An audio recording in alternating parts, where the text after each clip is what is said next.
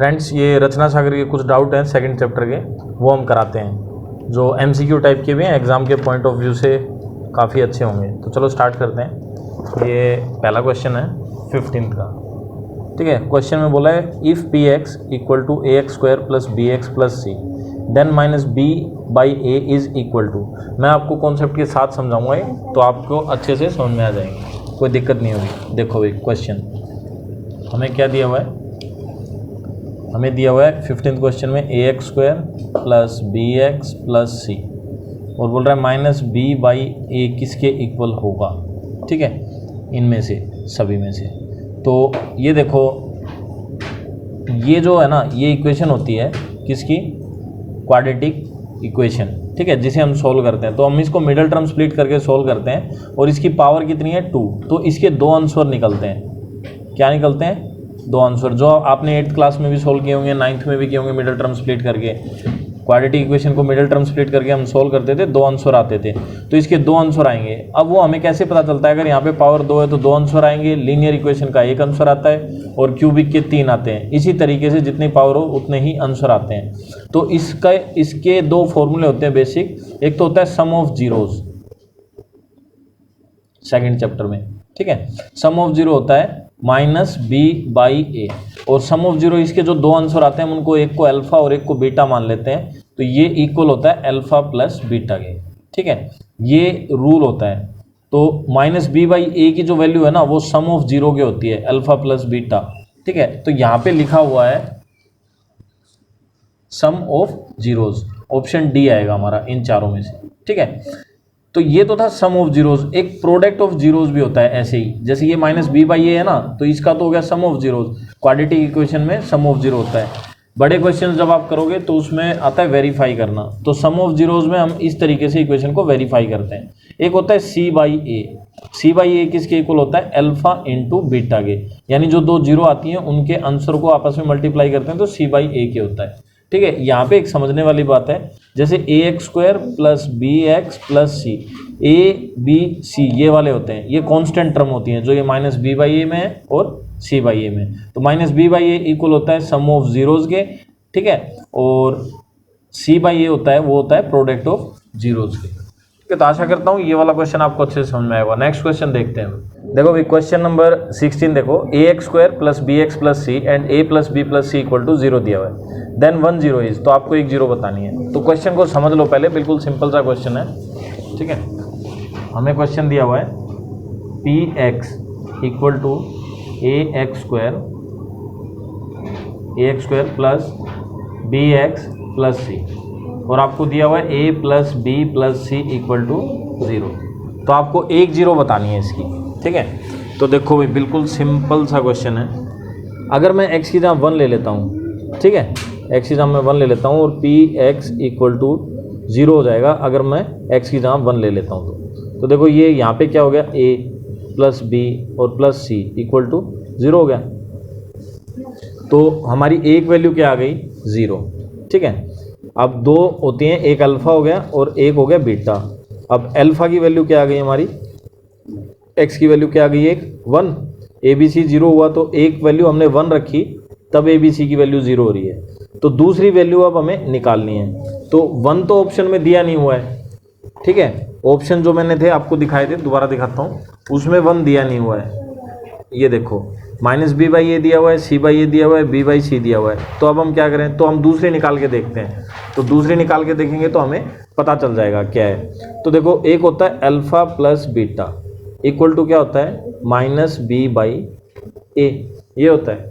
अब अल्फा हमने 1 लिया, तो बीटा की वैल्यू निकालते हैं, तो ये हो गया 1 plus beta equal to minus b by a, ठीक है, और beta equal to minus b minus 1 upon इसके नीचे था ए, ठीक है, बी बाई ए, ये यहाँ तक ये फ्रैक्शन 1 फ्रैक्शन में नहीं है, ठीक है। अब हम क्या करते हैं, बीटा इक्वल टू एलसीएम ले लेते हैं, तो माइनस बी और इसका आ जाएगा माइनस ए अपॉन ए। अब देखो माइनस बी और माइनस ए, अगर हमारा ये वाला हम देखते हैं इसको, इन दोनों को ए और बी को मैं उस साइड में ले जाता हूँ, तो दोनों माइनस के हो जाएंगे, माइनस ए और माइनस बी। इनकी जगह मैं सी रख सकता हूँ, यानी माइनस ए और माइनस बी की जगह मैं क्या रख सकता हूँ, सी। क्योंकि सी को मैं इधर रखता हूँ, इन दोनों को उधर ले जाता हूँ, तो ए भी माइनस का हो जाएगा, बी भी माइनस का हो जाएगा। तो मैं यहाँ पे रख देता हूँ सी, सी बाई ए आ गया हमारा दूसरी जो है वैल्यू, यानी बीटा की वैल्यू क्या आ गई, सी बाई ए। अब इसको दूसरी तरीके से भी देख सकते हैं, ये तो था सम का, ठीक है, हम प्रोडक्ट भी देख सकते हैं, alpha into beta is equal to क्या होता है, सी बाई ए, और अल्फा की वैल्यू थी हमारी 1, तो बीटा की वैल्यू क्या आ गई, सी बाई ए। तो ये हमारा वेरीफाई हो गया, बीटा की वैल्यू इधर भी सी बाई ए आ रही है और इधर भी c by, alpha into beta is equal to c by a, और अल्फा की वैल्यू हमने 1 रखी थी क्योंकि यहाँ से निकाली थी, तो बीटा की आ गई सी बाई ए। अब सी बाई ए और सी बाई ए दोनों जगह की मिल गई, तो हमारी जो ऑप्शन है वो सी बाई ए हो गया। अब हम ऑप्शन देख लेते हैं हमारा सी बाई ए है कि नहीं, ये रहा सी बाई ए, तो 16 का आंसर सी बाई ए होगा। तो नेक्स्ट क्वेश्चन देखते हैं, इफ पी एक्स, अब की बार ये इक्वेशन दी हुई है और पहले हमें दी हुई थी ये वाली a plus b plus c equal to 0 दिया था, अब की बार दिया हुआ है a plus c equal to b, one of the zero is, वैसे ही निकालनी है हमें एक जीरो, ठीक है। तो मैं क्वेश्चन लिख देता हूँ पहले ताकि आपको डाउट ना रहे, ठीक है। क्वेश्चन है हमारा p x equal to a x square, p x is equal to a x square plus b x plus c, और हमारे को गिवन दिया हुआ है a plus c equal to b, ठीक है। तो बोल रहा है वन ऑफ जीरो हमें फाइंड करनी है, नहीं b, a plus c equal to b दिया हुआ है, तो one of the zero is, एक जीरो फाइंड करो। अब देखो उस क्वेश्चन में हमने देखा था a plus b plus c equal to 0 बन रहा है, और यहाँ पे a प्लस सी जो है वो b बनना चाहिए। तो हम वैल्यूज देखो क्या रखें, अगर मैं -1 रखता हूँ, सपोज करो मैं पी एक्स की जगह -1 रखता हूँ, अगर मैं यहाँ -1 रखूँगा तो ये 1 हो जाएगा प्लस का, x का स्क्वायर यानी -1 का स्क्वायर करते हैं तो प्लस का हो जाएगा, यानी ये a रह गया, और यहाँ -1 रखूँगा तो ये -b हो गया, और c ऐसे का ऐसा रहेगा और इक्वल टू 0। अब मैं b को उधर ले जाता हूँ, b पॉजिटिव हो जाएगा, a plus c equal to b। आ गया समझ में, इस तरीके से हमें दिया हुआ है। तो अब की बार हमारी एक वैल्यू क्या आ गई, -1। अब हमें दूसरी निकालनी है, वैसे ही करेंगे, alpha plus beta is equal to minus b by a.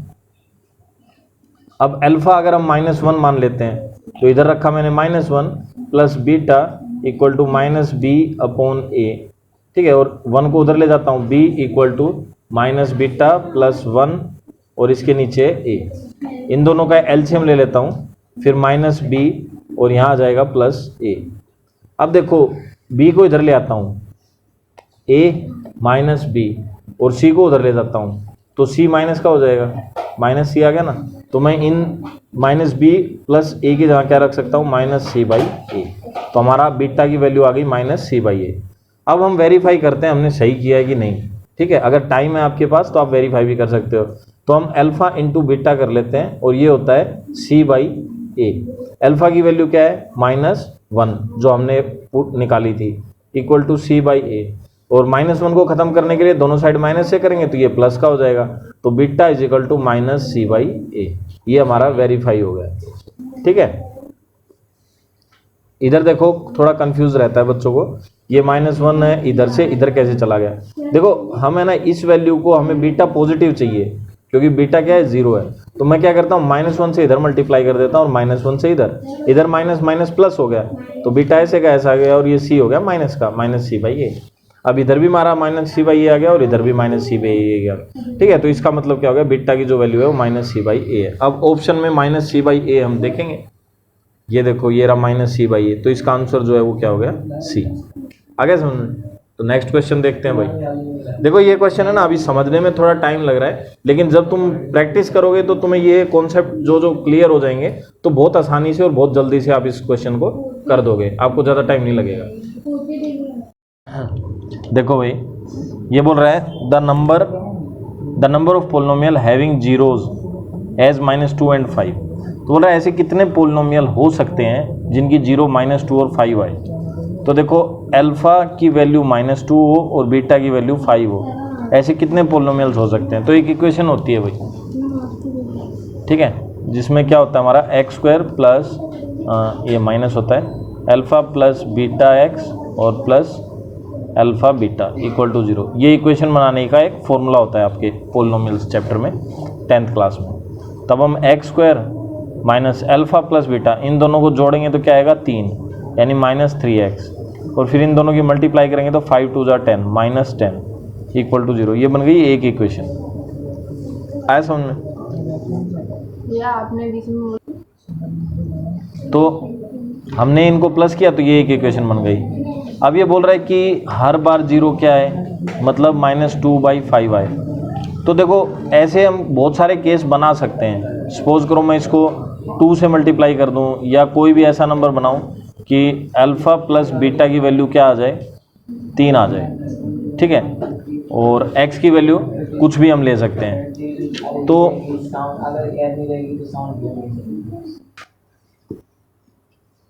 अब देखो जैसे x² - 3x - 10 ये एक इक्वेशन बन गई, हमने इस तरीके से निकाला तो अल्फ़ा प्लस बीटा 3 बनना चाहिए।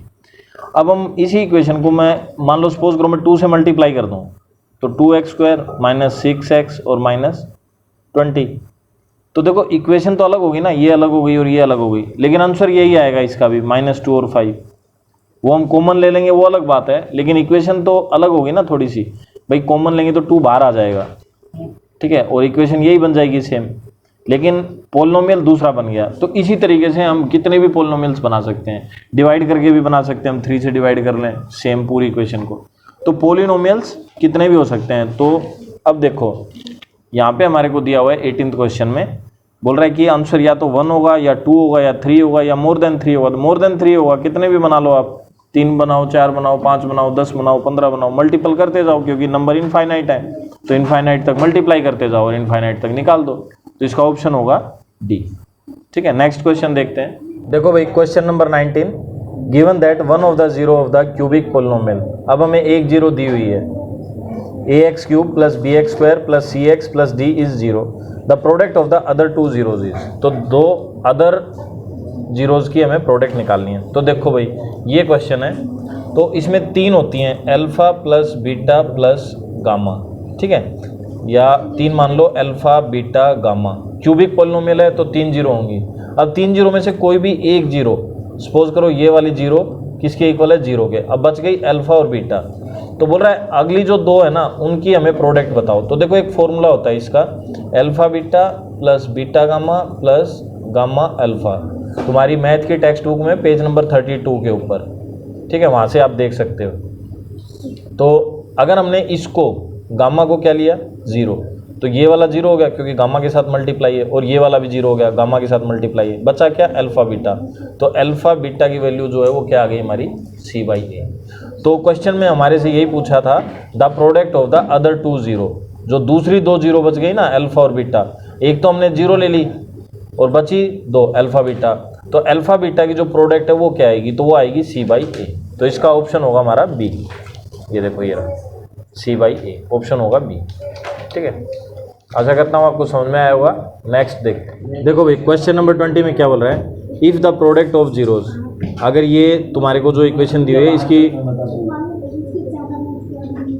If the product of zeros of x² - 3kx + 2k² - 1 is 7, then value of kr। तो हमें k की वैल्यू निकालनी है।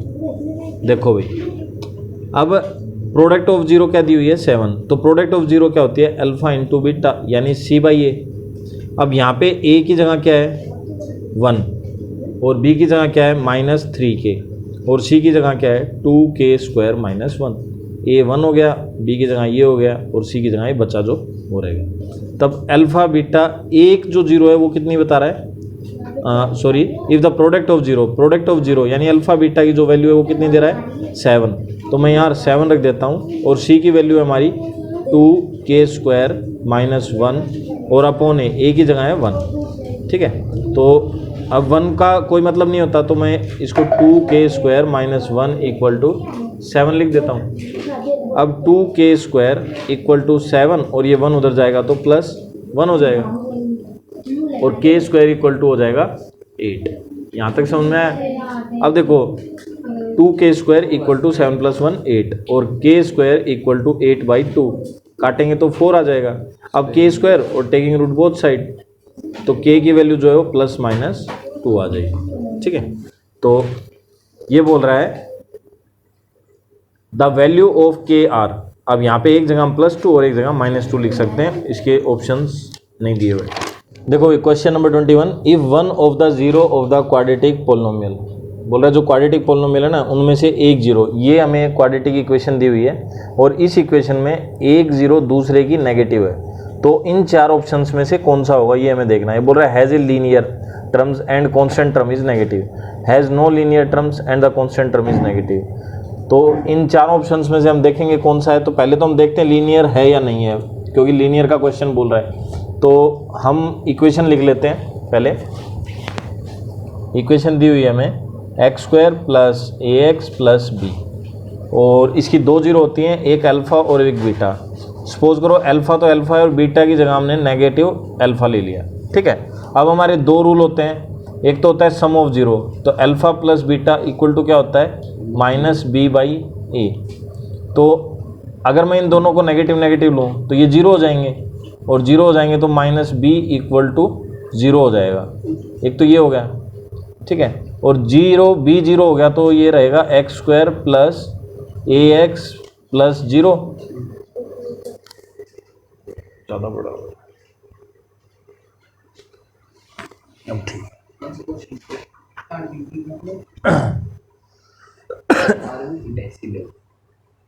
देखो शुरू से ही सारा ही चला गया। नहीं भैया, वही लास्ट की line x square plus a x plus zero. अब देखो x square plus a x plus zero बन गया, ठीक है। अब इसका क्या मतलब है, x square plus a x plus zero equal to zero, तो यानी पावर 2 एक्स की, और एक्स की पावर 2 है तो ये लीनियर इक्वेशन नहीं हुई। ये कौन सी इक्वेशन होगी, क्वाड्रेटिक इक्वेशन। तो लीनियर इक्वेशन तो नहीं है। तो अब जो हमारे ऑप्शन थे हम एक बार उस पर नज़र डालते हैं। ये बोल रहा है हैज़ नो लीनियर टर्म, तो लीनियर टर्म तो नहीं है, हैज़ नो लीनियर टर्म, यहाँ पे भी बोल रहा है लीनियर टर्म नहीं है। तो इन दोनों में से हमारा आंसर हो सकता है। आगे वाला बोल रहा है हैव ए लीनियर टर्म, तो लीनियर टर्म तो नहीं है यानी सी तो नहीं है, और हैव ए लीनियर टर्म यानी सी और डी हमारे आंसर नहीं है, तो हमारे आंसर है ए और बी में से। अब आगे क्या बोल रहा है, and the constant term is negative, यानी जो सी रह गया ना हमारा वो बोल रहा है नेगेटिव होगा, और यहाँ बोल रहा है the constant term is positive. तो ये चीज़ और चेक कर लेते हैं। तो अब हमारा देखो ये तो था हमारा प्रोडक्ट, सॉरी सम। अब प्रोडक्ट करते हैं, अल्फा बीटा इक्वल टू क्या होगा सी बाई ए। तो अल्फा की वैल्यू क्या रखता हूं मैं, अल्फा, और बीटा की रखी मैंने माइनस अल्फा, और इधर हो गया सी बाई ए। सी की जगह क्या है हमारा बी दिया हुआ है और ए की जगह 1 दिया हुआ है, तो ये minus alpha square is equal to b. अब देखो ये कब पॉसिबल हो सकता है, स्क्वायर की वैल्यू तो पॉजिटिव हो जाती है लेकिन तो बाहर ही माइनस लगा हुआ है, यानी alpha square equal to minus b. तो यानी वैल्यू क्या होगी, जो सी वाली टर्म है वो क्या हो गई नेगेटिव। तो लीनियर इक्वेशन नहीं है और नेगेटिव है, उससे हमें पता चलेगा। तो अब हम क्वेश्चन का आंसर दोबारा चेक करते हैं। तो दो थे हमारे पहले वाले, तो has no linear term, linear term नहीं है, and the constant term is negative, और कांस्टेंट टर्म क्या आ रही है नेगेटिव, पॉजिटिव नहीं है। तो बी का ऑप्शन नहीं है हमारा, रह गया ए का ऑप्शन। तो 21 वाला क्वेश्चन भी आपको समझ में आ गया होगा।